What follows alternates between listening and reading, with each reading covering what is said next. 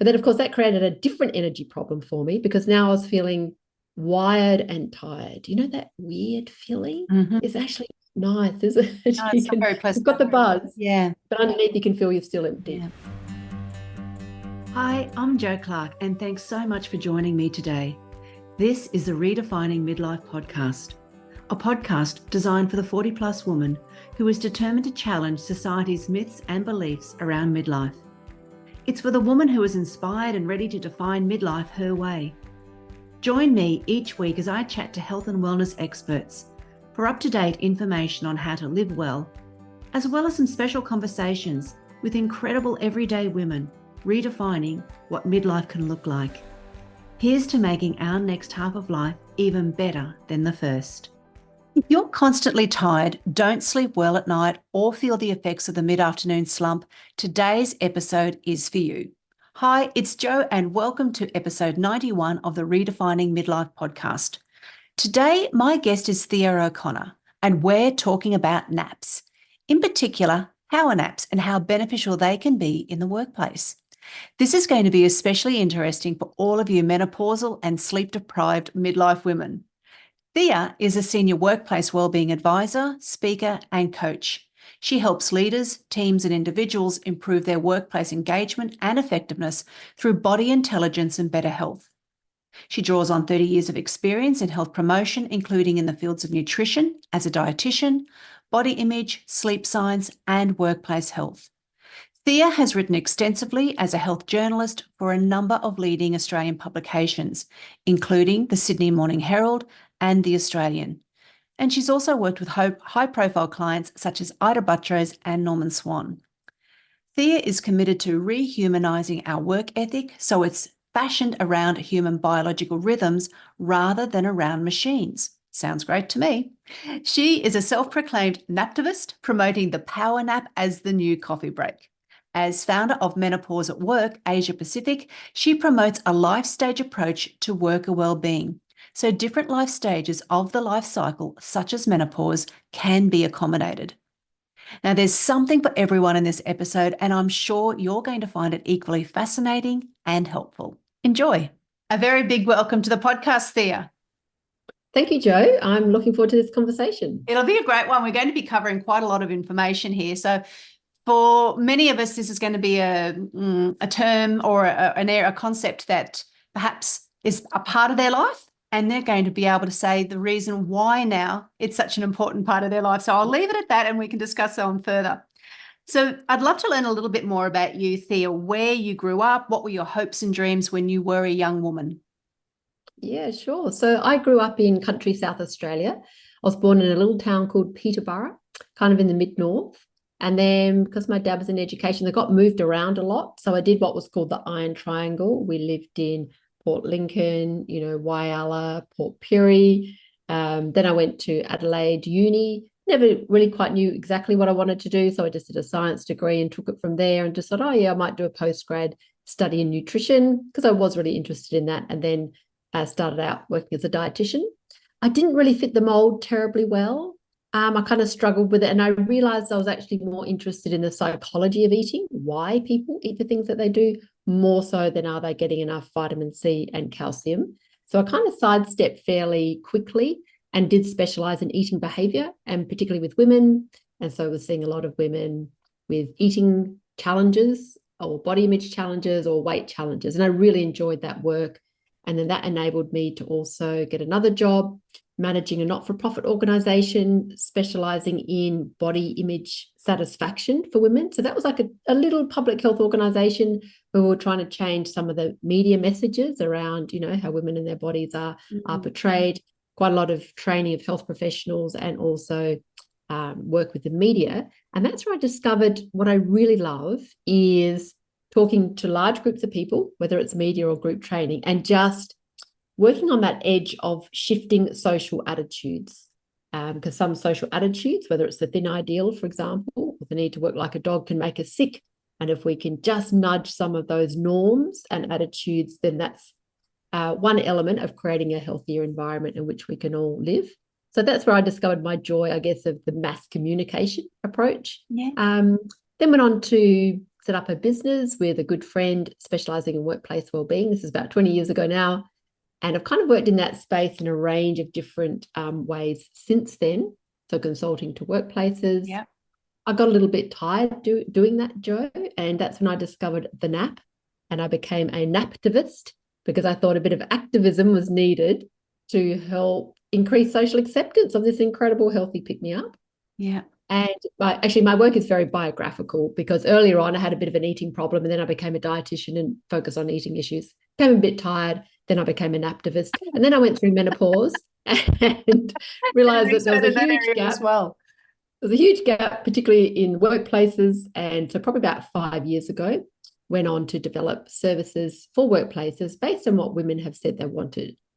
And initially, no one wanted to talk to me because it was too much of a taboo. And now finally something's turned and we're able to talk about menopause.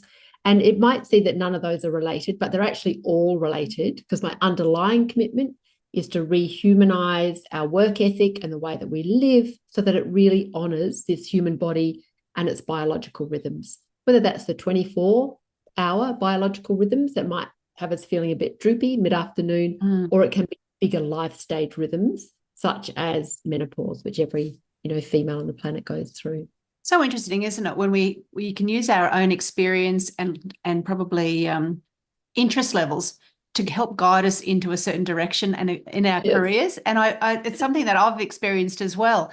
And I think that helps you become more attuned to how people might be feeling. You can use your own experience and have that little bit of empathy happening with who you're talking to as well, but also to bring that experience to people who have got no idea about a particular topic. You and I were just discussing before we hit record about how you were using your skills and to talk about menopause in the workplace to park rangers. So it's starting, people are starting to understand exactly the things that you and I are very familiar with, but putting it out into the general public is pretty exciting. It is exciting, yes. And it's lovely to see all those seeds that I've been sowing for a number of years now come to fruition, and that it's really welcomed and appreciated. And people like just been giving a bit of guidance so they know how to navigate these conversations, which can be, a little bit sensitive, but they really welcome that guidance so that we can talk about menopause and actually any other life stage just as we would any other health issue that impacts on our work. And so it's just normalizing those conversations and giving people the skills to feel confident. Yes. Now, in your bio, you have you talk about the concept of body intelligence. Now, I'm really interested in you discussing what does body intelligence mean, so all of us have got a general understanding. Yeah, so the kind of body intelligence I'm talking about is not so much the range of intelligences, that started to be named, I think, in the 1980s, and that's where we realized, there's a bit more than IQ, there's social intelligence, and they did name a kind of body intelligence in that. I think it was Howard Gardner, but his take on that was more, how athletic you might be or how coordinated. I'm talking about, first and foremost, is can we have an intelligent relationship with our bodies? And if you look at the worldwide statistics or even Australian statistics on our health, it's a pretty clear indicator that we're not being terribly smart in how we treat our bodies. Very intellectually smart people can be quite dumb, and I include myself in that when it comes to how we treat our bodies. If you just look at the most basic health behaviours, only about 5% of the Australian population eats enough vegetables for good health. And we've been told that, for decades, and look at low levels of movement, et cetera, et cetera. So this is about forging a more intimate relationship with your body so that you get better at essentially three things: to actually notice what your body is telling you. And you might think, but don't we all notice what happens inside our own skins? But there's actually a huge range in just that aptitude alone. And physiologists call it our interoceptive awareness. So it's the ability to notice what's happening inside, whether it's pressure or pain or height or digestive signals. And they often use a person's ability to accurately kind of note their heart rate speed. And there's a huge spectrum. So some are highly attuned. Some of us have developed the ability to disconnect from our bodies altogether. That might be in response to trauma, or it could just be in response to everyday situations where we're just going, flat out at work. You've got your head in the computer. And oops, you haven't noticed till, hours later that you've got a huge crick in the neck and you're actually busting with the toilet. So number one is, can we just actually notice what our body is telling us? The second element of body intelligence is then being able to listen. So that's kind of the difference between, you might hear a sound or you might hear a person talk, but when you listen, you're actively attending to what that other is trying to communicate. So this involves dropping down a little notch and saying, okay, what is my body trying to tell me here in terms of what it needs?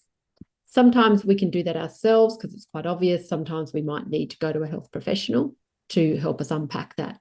But it's kind of like, also if you think about data analytics, you've got the data and that's all great, but then you want the insights.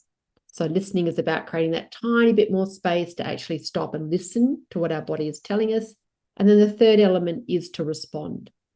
And to respond, though, in an intelligent manner that enhances the survival of the species and not against that. I mean, so many of us, I'm sure, can relate to noticing that you're really tired, knowing that you need to go to bed. But when it comes to how we respond, we just go, oh, I'll just watch another funny cat video on, Facebook and override, override. I think we're very good at disconnecting and overriding. Yeah. And so that, in a nutshell and in a simple way, is how I frame body intelligence. And there's huge scope for all of us to improve on those three skills. And it does make a really palpable difference.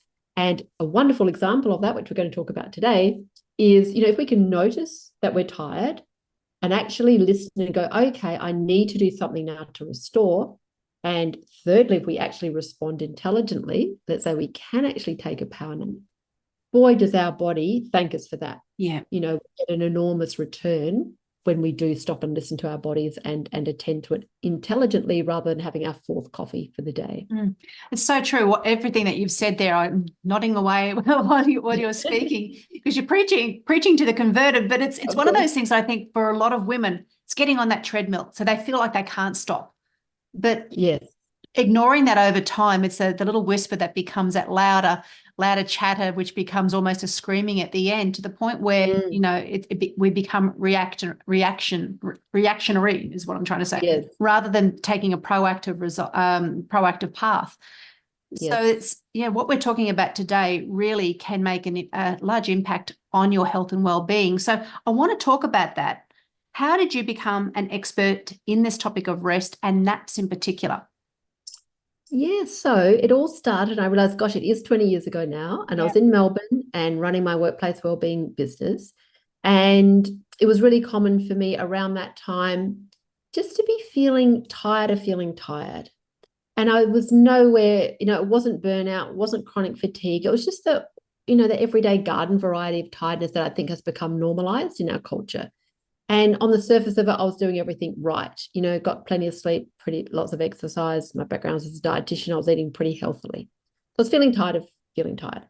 And at the same time, I'd be going through the workplace surveys we'd get in from clients and would ask staff, what are your top health concerns? And it was never the things that are killing us, whether it's heart disease or dementia. What would always come up in the top 2 to 3 was stress and the day-to-day struggle with tiredness. So just dragging yourself out of bed when the alarm goes off, dragging yourself through the afternoon slump.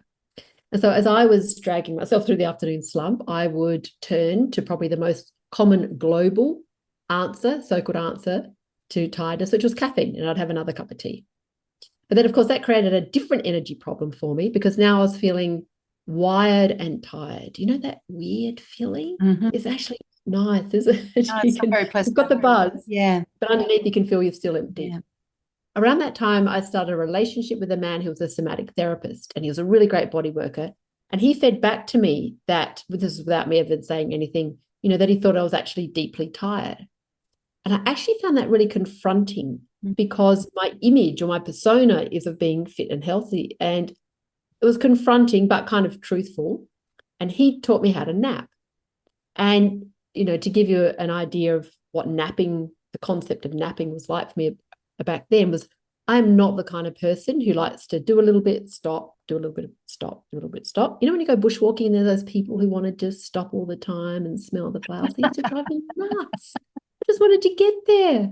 So this idea of, stopping and having a rest during your day, it was very counter to my way of being, but I knew I had to try something different because my ways weren't working.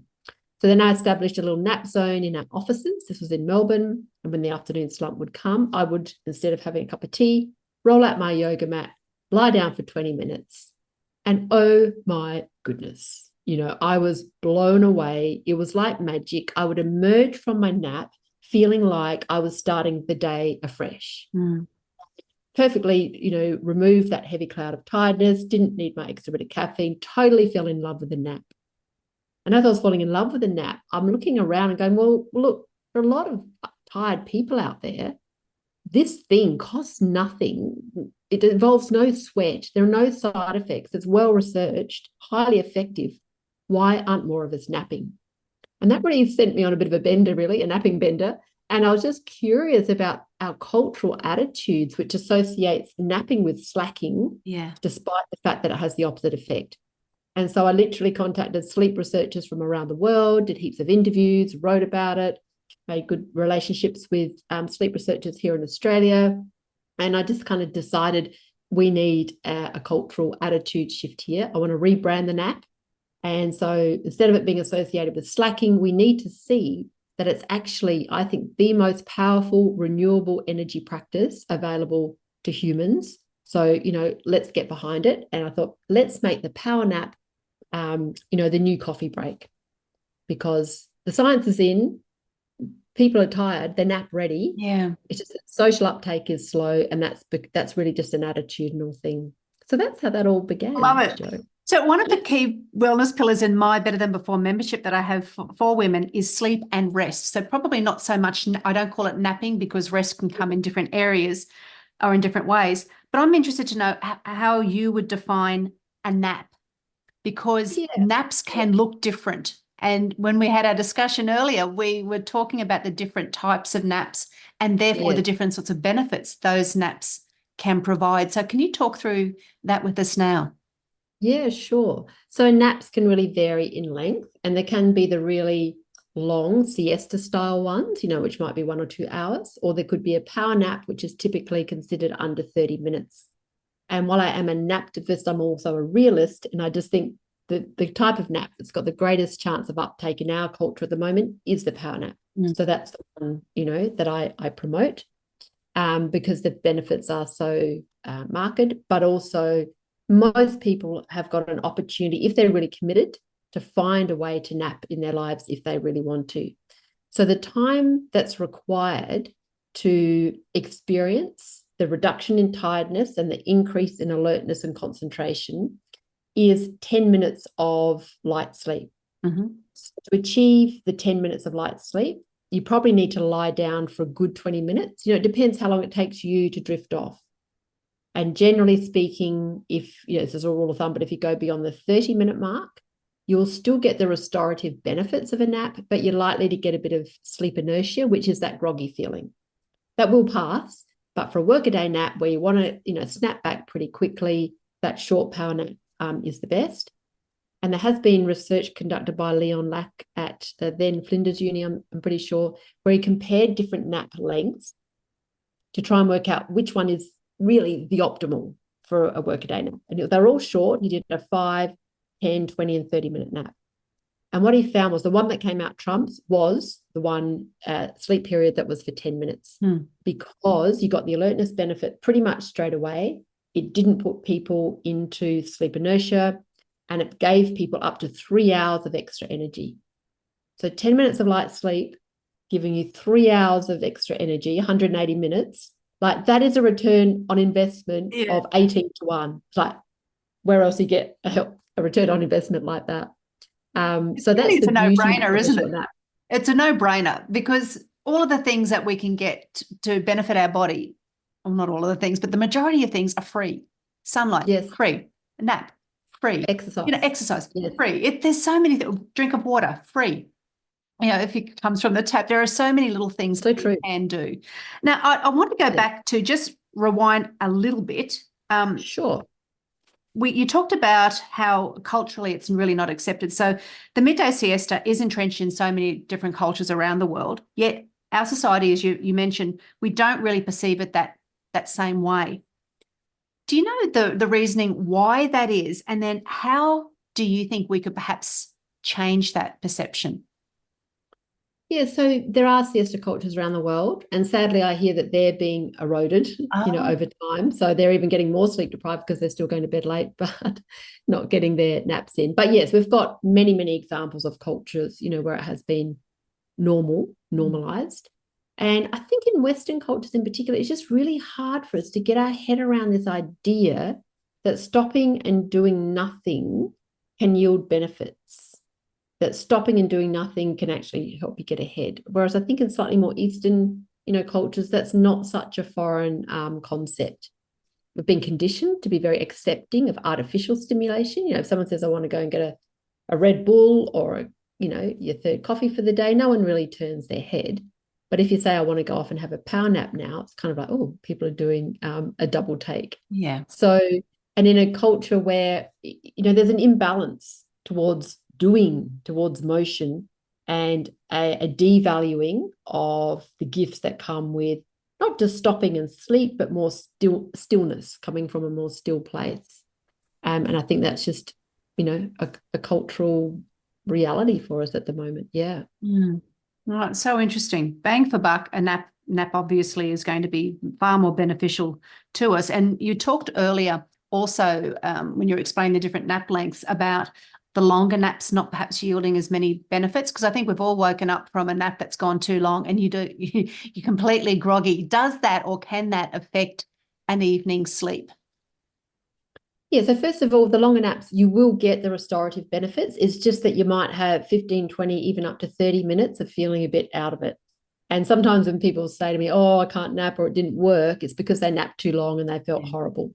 So that's the timing issue. And then, yes, if you nap too close to bedtime, absolutely, it can make falling asleep at nighttime more difficult, particularly if you're having a big one. However, there's been a little bit of a shift in terms of advice around napping for people with insomnia. So traditionally and still very commonly, the advice will be don't nap if you've got insomnia because we want you to be so tired by the time you get to bed that you'll just conk out. However, I do know some sleep specialists are going, not necessarily. If you can start training people in lying down for these short nap opportunities early in the afternoon, it actually helps train them to stop and to come to stillness, but it also helps their nervous system drop down a bit out of, the buzzy fight or flight zone. And that dropping, slowing your nervous system down, that's really good because by the time it comes to bedtime, you're not as cranked up. So there does seem to still be place for those short naps, not too late in the day, even if you're struggling with sleep at nighttime. So I think, if you have a short nap, a good 6 hours before your bedtime, you should be right. But I'm all for people experimenting, try it out, see what happens. Yeah.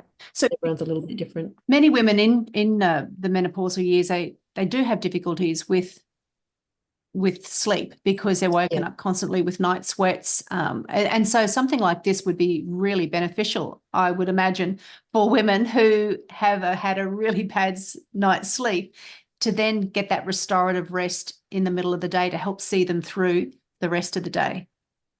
Yeah, and it can be so supportive, particularly for working women, because the research shows that fatigue and the impacts of insomnia are one of the top symptoms that women will say most negatively impacts their work. And, it'd be nice to be able to wave a magic wand and get their nighttime sleep better, which should always be the first priority. But let's just say we're not there yet or there are still struggles. Just knowing that you've got a nap in your back pocket that you can pull out perhaps straight after lunch, it can be such a relief. Yeah. So even if you wake up exhausted, if look, I only have to get through 3 or 4 hours and then I can lie down and have a nap, it can be a game changer. And pre-COVID, this was less likely, but post-COVID, with more people working from home, there is more capacity to do that because you can just in your lunchtime turn the camera off. No one needs to know. Yes.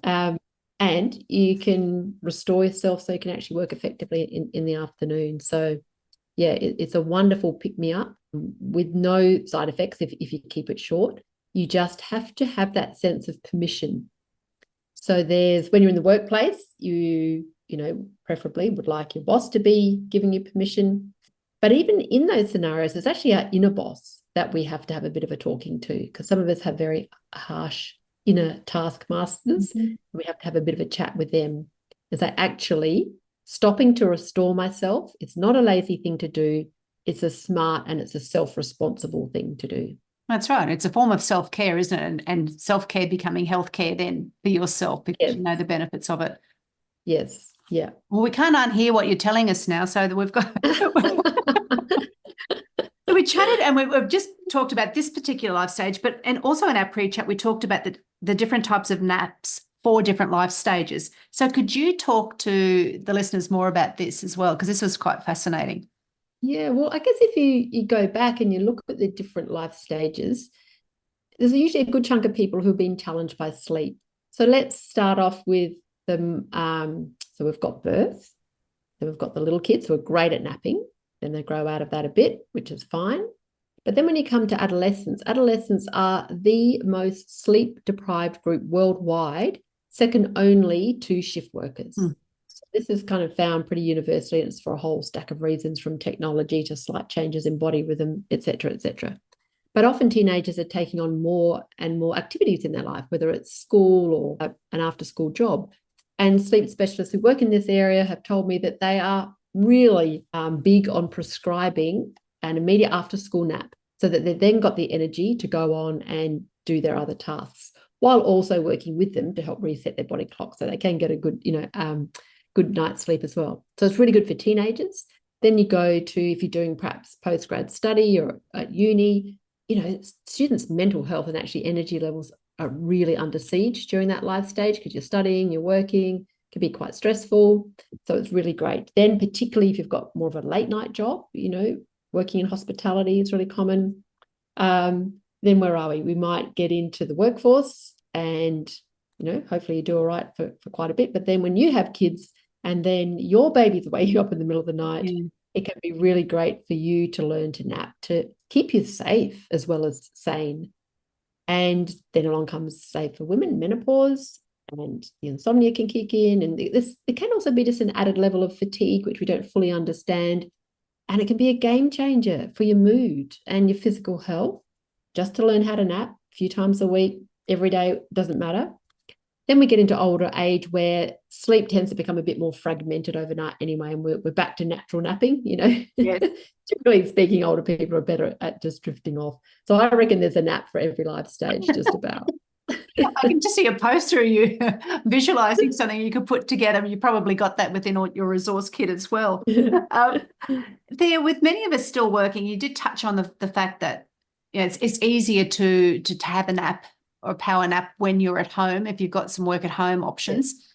But for those of women who are in the workforce and they have to go to the actual physical workspace, how can they perhaps talk to the managers, if they're not in a position of being a manager themselves, to find that space and that time and the acceptance to have something like a power nap, particularly if you can tell people and they know the benefits of what a nap can do for productivity? Yeah, so I think it's always kind of smart to create a bit of a business case. And so you might just contemplate, perhaps what are some of the biggest people challenges at the moment? And I know across many industries, many sectors, burnout is a top concern. And so if you make it less just about, the individual, and if you've had high turnover rates, if you've had lots of exhaustion, I think that helps strengthen your case. And then what I find, I think, in workplaces is we deal with blue collar fatigue really well. So, when you're out on the tools and working in industry, really good fatigue policies, but we don't really address white collar fatigue. So just sitting in the office making bad decisions because you're really exhausted. So, you can choose whatever frame you like, but there is a work health and safety one, or I want to help reduce burnout. Can we have a bit more of a chat about the range of strategies for doing this? And particularly for those women, menopausal women, who are not getting enough sleep, we know from other areas of work related to fatigue that there should be cutoff points where if you have had less than, say, 5 hours sleep in the last 24 hours, for example, then you are known to be at a significantly increased risk of accidents and errors. So wouldn't it be great if we could have conversations with our managers where we just say, look, I don't think I'm fit for work today, or I just want you to know I'm kind of in the dangerous zone. time-wise. So what are some strategies that we could put in place? Short breaks are brilliant for fatigue, task rotation, but also power naps. And then if you can point to some examples of what other workplaces are doing, that always helps to show that, you know, we're not being crazy here. That's really helpful. And then help them solve any challenges in their minds that they might have around, oh, what about costs? Where are we going to do it? Blah, blah, blah. So solve the practical issues. And I know when I've spoken to workplaces about this, they go practical really quickly. And the number one is like, where? Like, how, what's this going to look like? So you might have done a little bit of pre-thinking about that as well. Is there a room where you've just got a do not disturb sign? Can we create a bit of an etiquette for this so we all know what the ground rules are? And just to start opening up the conversation. So that's one way if you want you to get your workplace on board. The other way is, I guess, we all have lunch breaks, or you should, and we are entitled to other breaks. Have you got a car? You know, have you got somewhere where you could go for those times where you are feeling really exhausted? Have a little eye mask. Encourage you to carry around an eye mask. Take your phone with you so you can wake yourself up in time. Yeah. But a 20-minute nap, I know many a worker who've resorted to their car to get them through the afternoon. Now, I've heard that many of the new tech companies recognise the benefits of naps and rest by having sleep pods. Do you think that's the way of the future for a lot of workplaces? You mentioned a room. Is that something else that we could, you know, perhaps have it within a workplace? Yeah, so some workplaces do have something equivalent to a chill out room, you know, where you can either go for meditation or just for quietness. And if you had something like that, you could, as I said, just develop up some guidelines, perhaps get a screen so people know how this works. So that is one option. When an employer buys a pod, I mean, that's a really nice, clear signal that they support this and it solves that space problem. You know, you've got this little hood that comes down over your face so that you don't have to worry about if you're looking a bit, you know, dribbling. Hello. And you put on this amazing woo-woo music that wakes you up at the appropriate time. Look, I don't know. I mean, I would love to think it's the way of the future. I would love to, but I actually don't know at the moment, particularly in workplaces and, you know, the economic environment and all of that kind of stuff. I would love to, but I'm actually not going to make predictions on that one, Jo. So there are fatigue policies. You've spoken about that. Well, basically, when you're talking about the blue collar workers, they're often in those workplaces, they're quite strict on having those rest breaks. Are there more companies or businesses taking up fatigue policies like we've been discussing? Well, it would depend on the industry that they're working in, but just another example, doctors and in the health services, like they would have their fatigue policies as well. As we know, like policies don't always mean that the culture is actually supportive of taking care of yourself, but at least that's a good start. But yeah, as I said, most of the blue collar industries would be legally obliged to have good fatigue related policies, but they don't always have them, like I said, say in law firms, for example, where people are expected to work really long hours, or accounting firms. I think that's where there's real scope to improve there and to recognise that fatigue is still dangerous, even if you're not driving a car or, you know, using a saw. You can make critical judgments of error if you're really exhausted. And I know at least of one case in Sydney, and I think it was a law firm that got investigated because a client sued them for some legal advice that wasn't great. And when they inquired into it, the lawyer in question, you know, was working away at about 1 or 2 a.m. in the morning. And it's like, if they're in a culture where that's acceptable, well, I don't think that's acceptable. Yeah, so it's not only almost acceptable at some stage, it's almost encouraged, isn't it, to work those long hours. So that is a huge culture shift in itself. And I don't quite know how it'll be baby steps to get to the point where something like that in some perhaps professions where it's recognised that this is not good for our culture. We're not getting bang for buck at all. In fact, it's making things worse for us, less productivity. Well, I guess sadly, often what forces change are two things. When things go terribly wrong, like in that incident, and it'll probably take a few more of those, you know, for other organisations to go, oh, we should do something, and legislation. And I guess recently there has been, you know, the increased focus on psychosocial risks in the workplace. So those two levers, you know, are often the ones that make a difference when it's an otherwise difficult culture to change. Unfortunately, that has to come to that. Well, that is the shame. And I remember reading this a couple of years ago now with regards to insurance claims with surgeons who a lot of those claims were coming from patients who happen to be on the operating theatre, on the table in the theatre, late afternoon or into the evening. So the surgeon had been working massive hours, and that's, you know, obviously very tired, may not make as judgments as correct as what they should be, or maybe doing something within the procedure that wasn't quite what they would do normally if they were you know, they were well rested. So that's interesting as well. And I don't know, I can't recall whether I think it may have been in Australia, in the US rather than Australia, this particular study that I was reading. But it stands to reason. It sure does. And there's other research that shows that medical errors and also things like road accidents are more likely to occur mid-afternoon than the morning. So if you're booking for surgery, anyone, early morning, try and get a morning spot. Now, you mentioned that you've got something special for listeners who are interested in incorporating naps into their day. So would you like to talk about that and exactly what that is? Yeah, so I've got a little power nap training. So if you would like to make napping a part of your life, but you kind of haven't quite nailed it yet, I've got a power nap training little program. And if you want to sign up for that, we'll put the link in the notes, but it's from the napnow.net.au website. Basically, you can sign up and you'll get an email once a day to step you through how to take a safe and effective workaday nap. And some of the lovely resources that come with it is, one is a nap permit that you can put on your desk. And it says, you know, enjoy your fully sanctioned guilt-free nap. Because as I said before, that permission is key.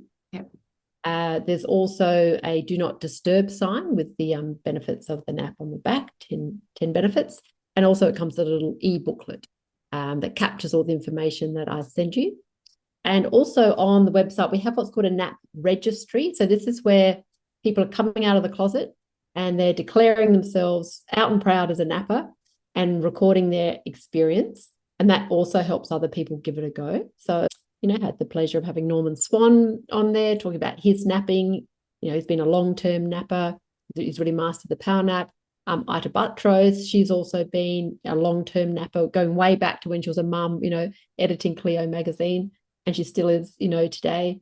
So you can see some other everyday as well as high-profile people and how they do it, how they make it part of their day. Oh, that's brilliant. So I'll pop those links and all the other links that you're giving us in the show notes so people can go directly there as well.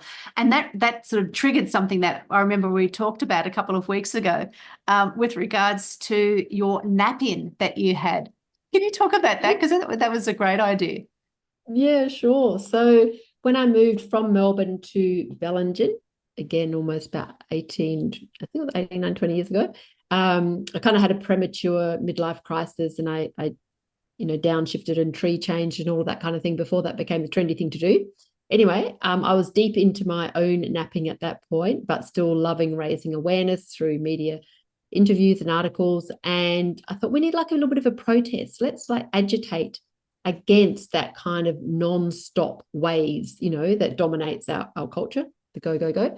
And so we had a little public demonstration. So got a group of us together and we gathered together on the main street with our pillows, and people made placards, you know, nap before you snap, or nap standing for natural alertness practice, a whole range of things. So that was fun. We walked down the main street and got lots of good, curious looks. And the librarian was really lovely. She said, sure, come and have it. So we all went and napped in the public library. I kind of guided them through that. And I used this as an opportunity to get recordings, because I actually made a feature program on the health report for Norman Swan. It's called Yawning Golf, and I think it's still up there. This is a long time ago, if you want to tune into that. So I was getting great footage of people. And so we all lay down, turn off the lights. We had a guided nap. There was even the wonderful, you know, falling asleep and snoring from some people. So it was highly successful in that regard. And then we came out of our nap and we just had a little bit of a chat about how could we integrate a bit more rhythm, a little bit more stillness, a little bit more pause into our days. So that was a lot of good fun. And off the back of that, I also approached the local Anglican minister, who's got a beautiful church there. And I said, can I run a nap space on the main street, because it's on the main street, and set up a nap zone for people where they could come and have a nap? And he said, sure, no problems. And so this is the beauty of living in a small town. Isn't that great? So I had this big sign out there. It wasn't every day, but we had a supervised nap space, and we set up this lovely church with mats where people could come and lie down, and we had everyone from teenagers to the tradie who was just exhausted to go, oh, that was fantastic. That's brilliant. So I've had a bit of fun with it as well, Jo. Yeah, well, you certainly practice what you preach there, so that's wonderful. Now, apart from a nap, I've got just a few wrap-up questions to finish our episode together. What are your top 3 daily wellness habits that are non-negotiable for you? Yeah, so for me, it's get up. That's why it's good to get up and get outside first thing in the morning. Yep. So morning walk or my gym it just works for me. And I've tried for years when, the alarm goes off and you go, oh no, I'll stay in bed for a bit longer and get more sleep. And it's not effective. Get up, even if you don't want to. And so I've got a lovely walk in the bush nearby, or I go to a gym with a friend. So that's number 1. You want me to come up with 3? 3. That's my everything. I do a pretty good with my nighttime routines. It's gone a bit AWOL though lately, I have to say, my nighttime routine in terms of, the technology and whatever. But I go to bed early, I'm a 9:30 kind of person, and that is pretty non-negotiable, and the rest of my household knows it. Yeah.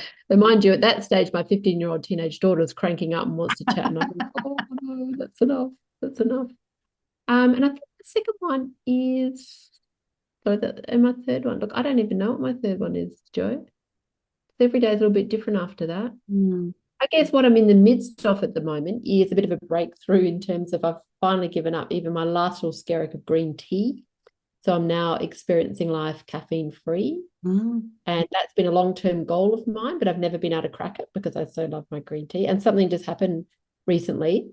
And the thing that did it for me was I pranged into a car, not badly, but I pranged, and I just had a bit of caffeine, and I could feel the inner buzz, when your nervous system gets a bit jangly. And I just said, that's it. I'm sick of it.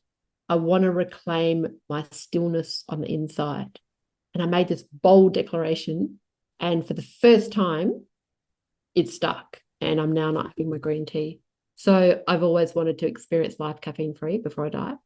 And I'm in the midst of that at the moment. And how are you finding it? Look, it's really fine. I'm really amazed. I thought I would feel more different. But I think after years of napping, Jo, I have restored my levels of tiredness, and my innate energy is totally fine. So I'm almost a bit disappointed. I was hoping I would feel a bit more of a difference.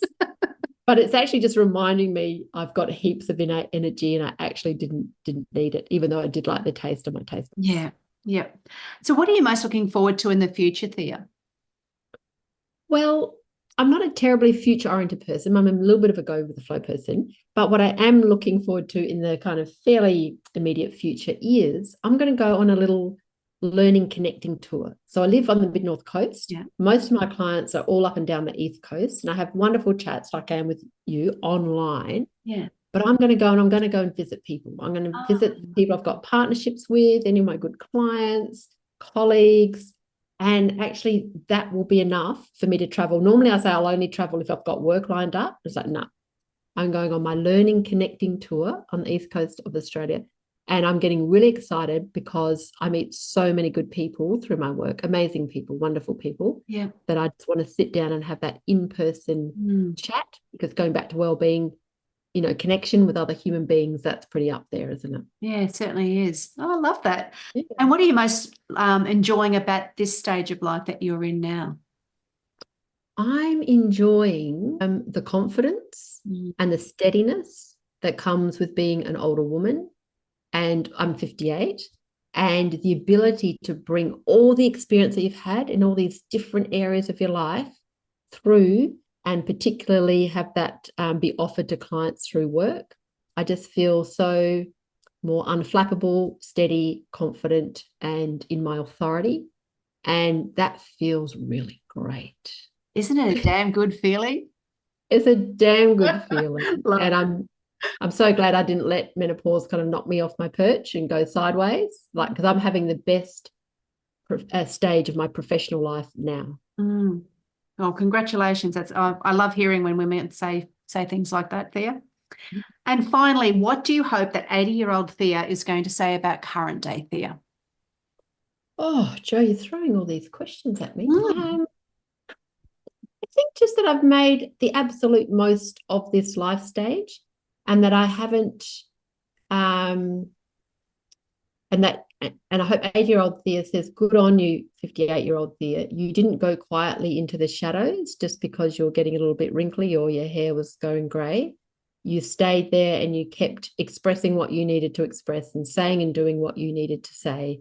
And that you were the change that we need to see in our world with regards to how we treat older women.